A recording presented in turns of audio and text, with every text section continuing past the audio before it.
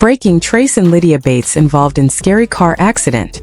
The morning began like any other in the hills of Tennessee. The Bates family home, usually filled with laughter and movement, was still half asleep. The soft glow of dawn touched the white porch railings, and somewhere in the kitchen, the faint sound of Lydia's humming could be heard. She was preparing breakfast, her thoughts drifting between simple joys, family gatherings, laughter, and the quiet plans of the day ahead. Trace, always the early riser, had already stepped outside. The sound of his boots crunching over the gravel echoed through the morning air.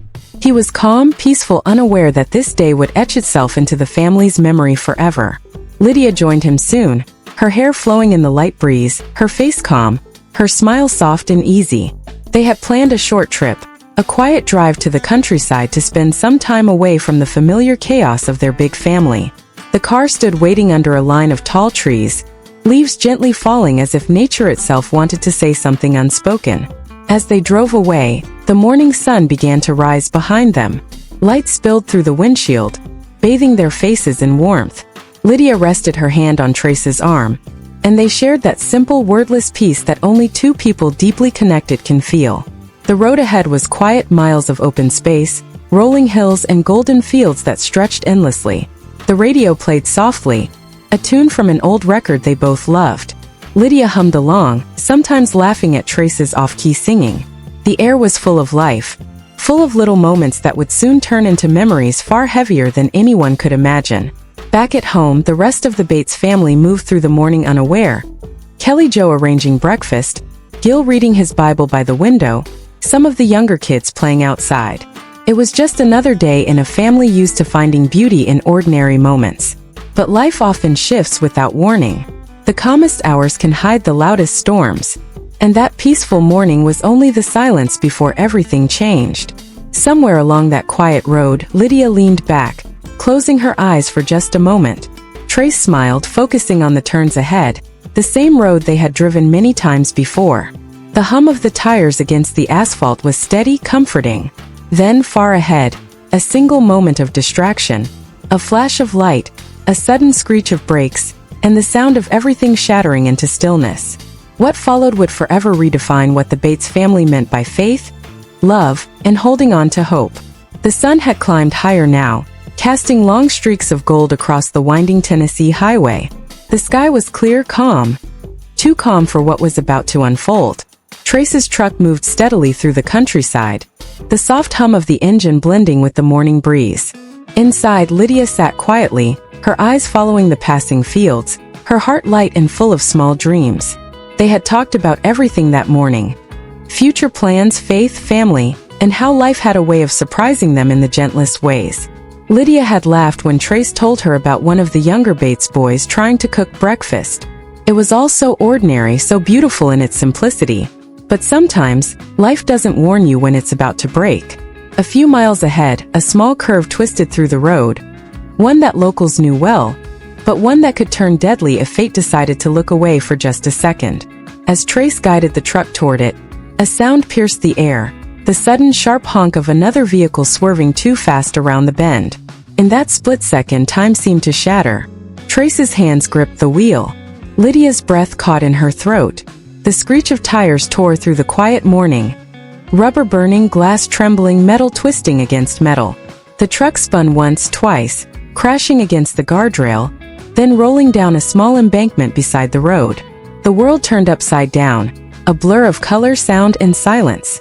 When the vehicle finally stopped, the only sound left was the faint ticking of the broken engine and the faraway cry of a bird startled from the trees. Inside, the scene was painfully still. Lydia's hand, the same hand that had rested so gently on Trace's arm just minutes ago, now hung motionless against the seatbelt. Her face was pale, her hair tangled, blood tracing down her cheek in thin, fragile lines. Trace, half conscious, tried to move, his body aching, vision fading in and out.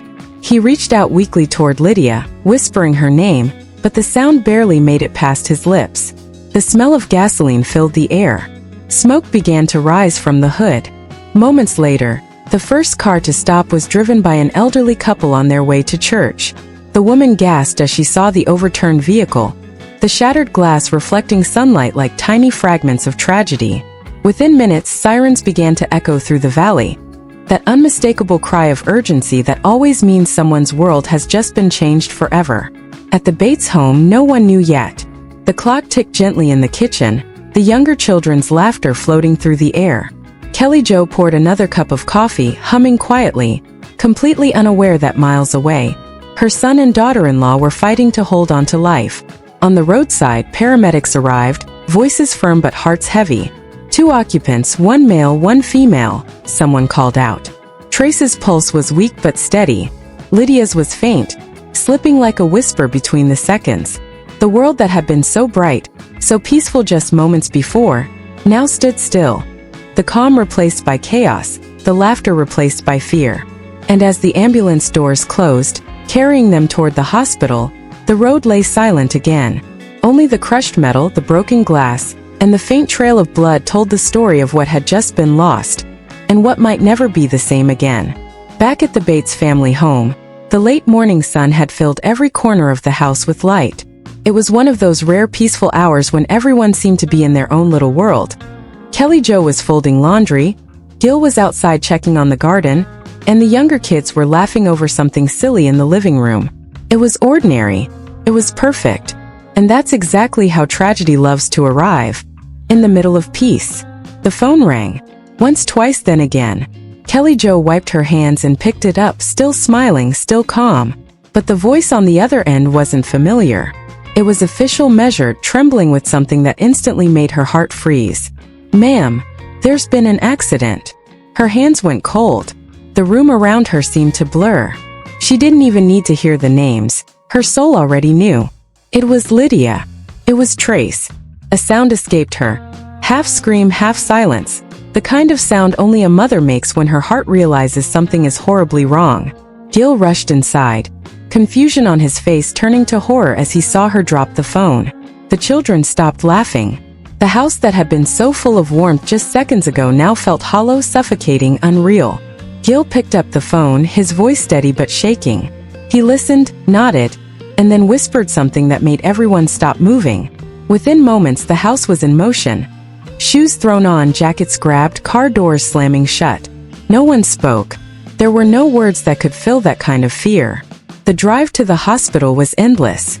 The world outside the car windows passed in blurs of green and gray. Kelly Jo's hands were clenched tight in prayer, her lips moving soundlessly. Gil's eyes stayed on the road, unblinking, fighting the war between panic and faith. The younger one sat in the back seat, wide-eyed, trying to understand why everyone had stopped breathing properly. At the hospital entrance, the smell of antiseptic and urgency hung heavy in the air. Nurses moved quickly, stretchers rolled past, voices spoke in hushed tones. It was the kind of place where every second mattered and every second hurt. When they reached the front desk, Kelly Jo could barely form words. Trace Bates. Lydia Bates. The nurse's expression said more than any sentence could. She nodded toward the emergency wing, her voice gentle but distant. Down the hallway, the bright fluorescent lights flickered over white walls and endless doors. Doctors moved quickly between rooms. The sound of machines, the faint beeping of heart monitors, the rush of footsteps, all blending into a kind of terrifying rhythm. And then, through a narrow window, Kelly Jo saw her son. Trace lay on the hospital bed, pale and still, his arm wrapped in bandages, a breathing mask covering his face. Lydia wasn't beside him. Her knees almost gave out. Gil caught her just in time, his eyes red, his jaw tight. A doctor approached, slow steps, kind eyes, the kind of man who's had to say too many painful things in his life.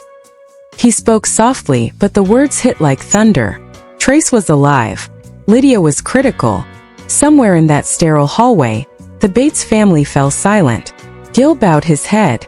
Kelly Jo pressed her hands to her heart, whispering prayers through tears that wouldn't stop. The kids huddled together, holding onto each other as if that alone could keep the world from falling apart. Outside, the sky had turned gray. The sun that had once shone so brightly now hid behind clouds, as if it too couldn't bear to watch.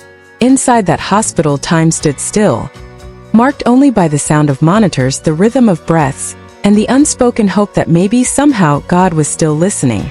The hospital corridors had grown quieter.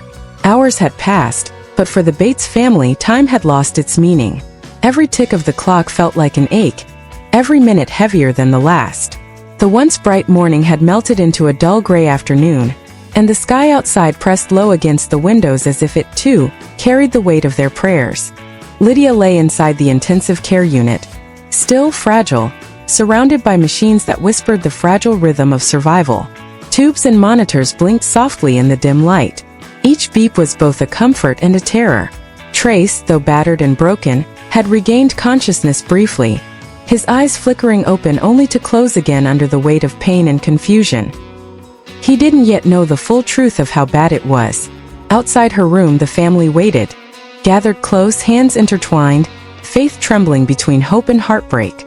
Kelly Jo sat in the corner, her Bible open on her lap but unread. The words had faded behind the blur of tears. Gil stood near the glass window, eyes fixed on his daughter-in-law, the girl who had become a part of their family with such gentle love. The doctors moved in and out, their faces trained to hide emotion, but even they couldn't fully mask the sorrow behind their eyes. They spoke softly, cautiously, explaining the damage, internal injuries, blood loss, trauma too deep for easy healing.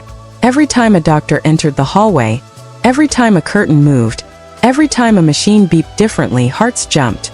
The Bates children sat huddled together on the waiting room chairs. Some prayed quietly, others just stared at the floor, lost in the stillness that fills the moments between faith and fear. Aaron held Katie's hand tightly. Josie leaned against Lawson's shoulder, eyes red and swollen. No one spoke of tomorrow. No one dared to. As evening fell, the light through the window turned golden, spilling across the sterile floor. The same kind of light that had filled the morning when Lydia and Trace had left home. It felt cruel, that golden glow. Beautiful but unbearable. In another room, Trace stirred again, weak, confused, asking questions his body wasn't ready to hear answers to. The nurses spoke gently, reassuringly. His voice cracked once, asking for Lydia. They told him she was being cared for. He closed his eyes again, a single tear slipping across his bruised skin. Back in the waiting area, Kelly Jo whispered something under her breath. Not loud enough for anyone else to hear. Maybe it was a prayer. Maybe it was just her heart breaking quietly. Gil placed a hand on her shoulder, steady but trembling. He had always been the strong one, the man of faith, the rock of the family, but tonight even his strength felt small against the weight of uncertainty. The clock on the wall kept ticking. The nurses moved quickly down the corridor. A doctor's voice called out a name, softly, carefully, and for a moment everything stopped. Inside the ICU, the monitors began to fluctuate. The beeping grew faster, louder, until it broke into a long, shrill note that filled the sterile air like the sound of a heart being torn apart. Doctors rushed in. The curtain was pulled closed. The family could see only shadows moving behind the glass. Hands, motion, chaos. Then silence. Heavy, suffocating silence. For a few seconds, no one breathed. Kelly Jo stood frozen, unable to move. Gil's hands clenched together. A nurse stepped out, eyes glistening, her voice barely above a whisper. They were fighting to bring her back. Minutes passed. Maybe 5. Maybe 10. No one could tell. Time no longer had shape. Then through the doorway the faint sound of the heart monitor returned. A weak, steady rhythm. She was still there. Barely. But there.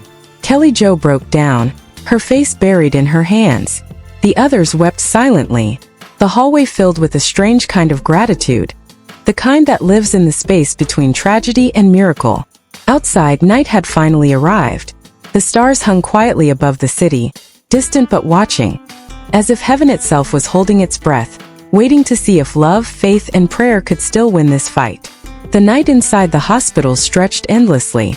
Hallways that had once echoed with hurried footsteps now stood quiet, heavy with exhaustion and prayer.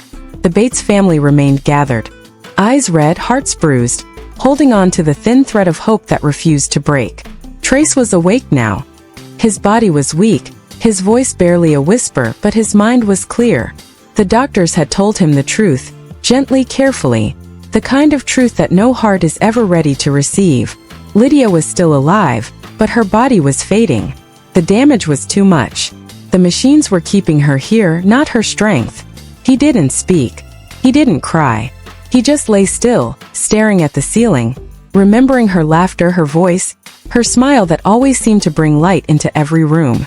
The woman who had filled his days with warmth now lay somewhere beyond his reach, her hand cold, her heartbeat faint and borrowed. Down the corridor, Kelly Jo stood by Lydia's bedside, brushing a strand of hair from her face the way a mother would. Her tears fell quietly onto the white sheets. She whispered prayers, not for a miracle now but for peace. Gil stood behind her, his hands clasped, eyes closed, the weight of a father's grief pressing down on his shoulders. Outside, dawn began to break again. The first light touched the hospital windows, soft, golden, fragile. It was almost the same light that had filled the morning before the accident. Only now it felt different. Sacred. Final. The monitors beside Lydia began to slow. The gentle rhythm that had carried through the night grew softer, weaker. The doctors stood by, silent, their faces respectful, knowing this was a moment that no words should disturb. Trace asked to see her. They wheeled his bed into the room, the wheels moving slowly, the silence heavier with each turn. When he saw her, his breath caught, a pain too deep for sound. Her hand was small in his, cold but familiar.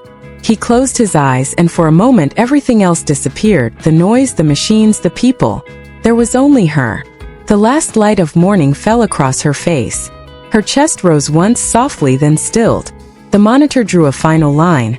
Flat, unbroken, eternal. The room fell silent. No one moved. Only Trace's tears slid down his face, quiet and endless. Kelly Jo turned away, her body shaking with grief. Gil bowed his head, whispering a prayer through the storm of tears. The nurses lowered their eyes, their hands pressed against their hearts. The entire hallway felt different, as if something holy had passed through and gone home. Outside, the world went on. The sky was beautiful. The hills were quiet. Life continued, as it always does, unaware that one of its brightest souls had just slipped into forever. Days later, the Bates home was filled with people. Friends, neighbors, church members, faces familiar and kind. The air smelled of flowers and heartbreak. Photos of Lydia lined the table, her smile frozen in moments that now felt like a lifetime ago. Trace sat quietly in the front row, his hands clasped around a small cross Lydia used to wear. He didn't speak much. He didn't have to. His silence said everything. Love, loss, and the promise that even in death, some bonds never break. As the sun dipped behind the hills that evening, light streamed through the church window, golden warm, almost like her presence lingering one last time. In that moment, everyone knew. Lydia was gone, but she hadn't left. She had simply gone ahead, leaving behind the light she carried so effortlessly. And as Trace looked up, eyes full of tears yet glimmering with faith, it felt as though she was there. Not in sight, but in every breath, every prayer, every beat of the heart she had touched.